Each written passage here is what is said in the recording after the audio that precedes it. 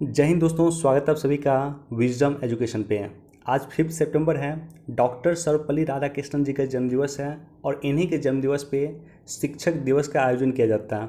तो सबसे पहले शिक्षक दिवस की ढेरों बधाई आप सभी को। आपकी जो भी सोच है, आपका जो भी दृष्टिकोण है, आपकी जो भी थिंकिंग कैपेसिटी है, उस निर्माण में या आपकी जो पर्सनैलिटी है उसके निर्माण में एक शिक्षक की भूमिका प्राथमिक रही है। तो आज के दिन मैं अपने सभी शिक्षकों के आभार व्यक्त करता हूँ, सभी शिक्षकों को नमन करता हूँ जो मेरी वर्तमान की सोच या दृष्टिकोण को बनाने में काफ़ी महत्वपूर्ण भूमिका निभाया है, जिन्होंने मुझे इनफैक्ट बनाया है। चलिए, वीडियो एनालिसिस में कंप्लीट नहीं करूँगा, लेकिन इंपॉर्टेंट न्यूज़ जरूर मैं आपके साथ डिस्कस कर दूंगा। पैरा ओलंपिक अभी चल रहा है, तो इस पर आपको ज़रूर नज़र रहनी चाहिए। हालांकि इसको लेकर के एक सेपरेट वीडियो मैं बाद में बना दूंगा, लेकिन इस पर आपकी नज़र रहनी चाहिए। देखिए, ये न्यूज़ जरूर पढ़ें। खास करके नीचे भी इससे संबंधित एक न्यूज़ दिया हुआ है कि न्याय तंत्र को किस तरह से इम्प्रूव किया जाए, इसको लेकर के एक इनिशिएटिव ले रहे हैं हमारे देश के चीफ जस्टिस ऑफ इंडिया, तो उसको लेकर के नीचे भी दिया हुआ है। बाकी इसके बैकग्राउंड में सबसे अधिक इम्पॉर्टेंट है जुडिशियल रिफॉर्म्स। लगभग 4 करोड़ के आसपास केस पेंडिंग है आज। निश्चित तौर पर जुडिशियल रिफॉर्म्स की आवश्यकता है देश में। जीत के जश्न में तालिबान की फायरिंग से 70 लोगों की मौत। तो देख रहे हो आपकी तालिबान क्या कर रहा है, जीत के जश्न में फायरिंग कर रहा है, उससे लोगों की मौत हो रही है। तो निश्चित तौर पे तालिबान का जो सत्ता होने वाला अफगानिस्तान में काफ़ी दर्दनाक होने वाला है। मैंने आप सभी को कहा था 15 अगस्त के दिन कि 15 अगस्त का दिन विश्व इतिहास में एक काला दिवस के रूप में जाना जाएगा, क्योंकि 15 अगस्त 2021 को ही तालिबान ने अफगानिस्तान पर कब्जा किया था। कार्बी आंगलोंग के 5 संगठनों के साथ सरकार का समझौता, तो ये काफ़ी समय से चर्चा में था कार्बी आंगलोंग समूह। तो इसके बारे में थोड़ा सा आपको जानकारी जरूर होना चाहिए। शिक्षिका ने बनाया डेटा बैंक ताकि चलती रहे ऑनलाइन क्लास। एक बार इसको भी पढ़ सकते हैं।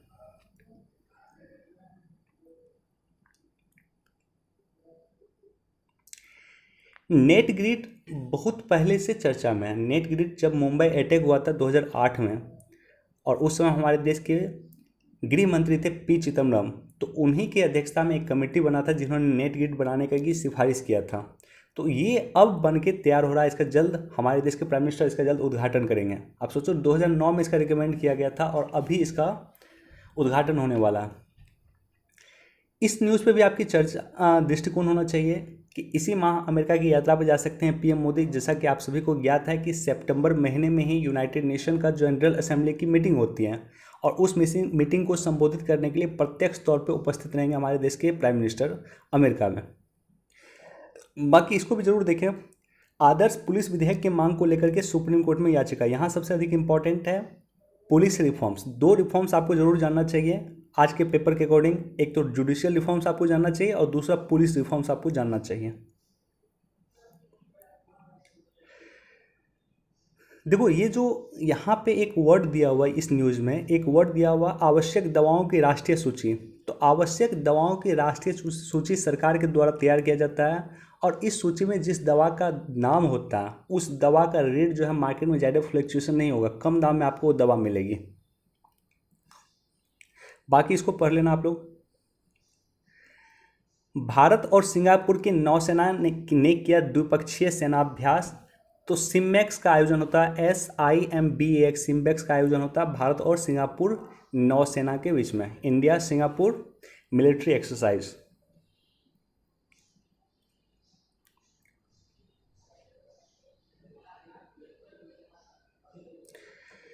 देखो, यहाँ पे न्यायिक ढांचे में सुधार के लिए बनेगा नया निकाय। जस्टिस रमन्ना हमारे देश के CJI हैं, चीफ जस्टिस ऑफ इंडिया हैं। इसी से रिलेटेड फर्स्ट पेज पे न्यूज़ था।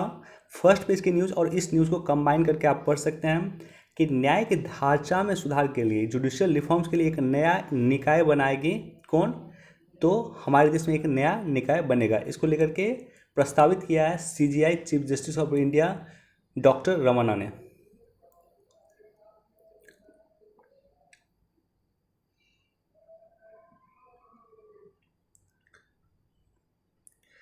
इसको भी पढ़ सकते हैं। तालिबान की वापसी से भारत और पाक के रिश्ते में सुधार की गुंजाइश हो रही है खत्म। और तालिबान को खड़ा किसने किया? पाकिस्तान ने। तो ये हमारे देश के विदेश सचिव का कहना है। अमेरिका में जाकर के उन्होंने स्टेटमेंट दिया है, और हम सभी को ज्ञात है कि तालिबान को अमेरिका ने ही खड़ा किया है किसने? पाकिस्तान ने खड़ा किया, और पैसा दिया था अमेरिका ने, पैसा दिया था सऊदी अरब ने। अब पाकिस्तान की क्या भूमिका है तालिबान पे, ये किसी से छुपी हुई नहीं है। पाकिस्तान के आईएसआई जो है इंटेलिजेंस एजेंसी है पाकिस्तान की, जिस तरह से भारत की रॉ है उसी तरह से पाकिस्तान की आईएसआई है, और आईएसआई प्रत्यक्ष और प्रत्यक्ष तौर पे दोनों से तालिबान की मदद कर रहा था। अभी जो तालिबान की सत्ता काबिज हुई है उसमें आईएसआई का सबसे बड़ा भूमिका है, और ये आईएसआई के जो चीफ हैं ये गए हुए हैं आपको तालिबान से मिलने के लिए अफगानिस्तान। तो ये से पूरा विश्व देख रहा है कि किस तरह से पाकिस्तान समर्थन कर रहा है तालिबान का। पाकिस्तान तालिबान के जस्ट पीछे खड़ा है। एक बार इसको भी पढ़ें, किसान कल्याण में राज्य की भूमिका बढ़ाएगी केंद्र सरकार।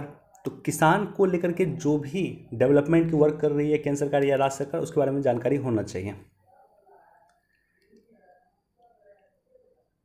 यहाँ पे जो एक संगठन है, इस न्यूज़ पढ़ोगे तो यहाँ पे एक संगठन है FSSAI। जब आप जाओगे मार्केट में कोई सामान परचेज करने के लिए, ये संगठन आप देखना, इसका लोगो जरूर आपको दिख जाएगा। मान लेते कोई बिस्कुट खरीदना, आप बिस्किट या कोई चॉकलेट खरीदना, आपको FSSAI का लोगो दिख जाएगा। नमक से लेकर के चॉकलेट हर जगह इसका लोगो आपको मिल जाएगा।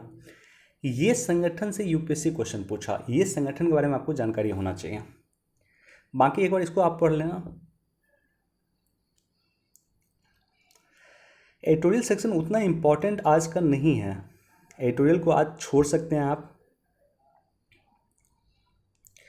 देखो ये मैं आपको इसलिए दिखा रहा हूँ कि जब भी भारत के मुसलमान होते हैं या पाकिस्तान के मुसलमान होते हैं, वो एग्जाम्पल किसका देते हैं? सऊदी अरब का देते हैं। एग्जाम्पल देते हैं आपको इराक का, ईरान का, जो कट्टर मुस्लिम देश हैं उसका एग्जाम्पल देते हैं। जबकि सच्चाई ये है कि विश्व का सबसे बड़ा मुस्लिम कंट्री है इंडोनेशिया, और इंडोनेशिया में अगर आप देखोगे तो वहाँ पे रामलीला का आयोजन किया जाता है, और बहुत शानदार तरीके से किया जाता है। भारत से अच्छा रामलीला का आयोजन आपको इंडोनेशिया में किया जाता है, बहुत जगह ऐसा है।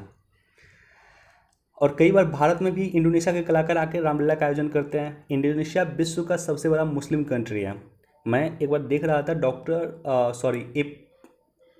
अटल बिहारी वाजपेयी जी का एक स्पीच सुन रहा था। उस स्पीच में उन्होंने कहा कि जब मैं इंडोनेशिया की यात्रा पर गया था, जकार्ता की यात्रा पर गया था, ये अटल जी का स्टेटमेंट है कि मैं जकार्ता की यात्रा पर गया था तो मैंने देखा कि वहाँ के जो कॉइन है, सिक्के हैं, उसमें देवी देवताओं की तस्वीर है।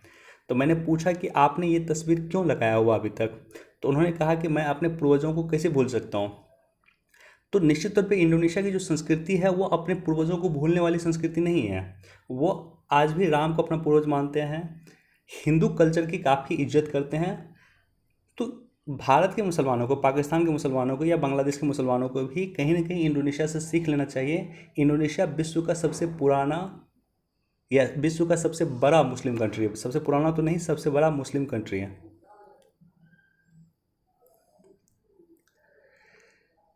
टिहरी बांध को लेकर के न्यूज़ है, तो टिहरी बांध के बारे में बेसिक इन्फॉर्मेशन होना चाहिए। भिलांगना और भागीरथी नदी के तट पे है, भारत का सबसे ऊंचा बांध है ये टिहरी बांध। देखो जब भी कोई लोकेशन चर्चा में हो तो उसको जाकर के मैप से चेक कर लेना चाहिए। साइप्रस चर्चा में है तो साइप्रस के बारे में जाकर के गूगल मैप से सर्च करके देख लो कि कहाँ पे है, क्या उसका लोकेशन, इसकी राजधानी क्या है। ये सब बेसिक इन्फॉर्मेशन एक बार आपको देख लेना चाहिए।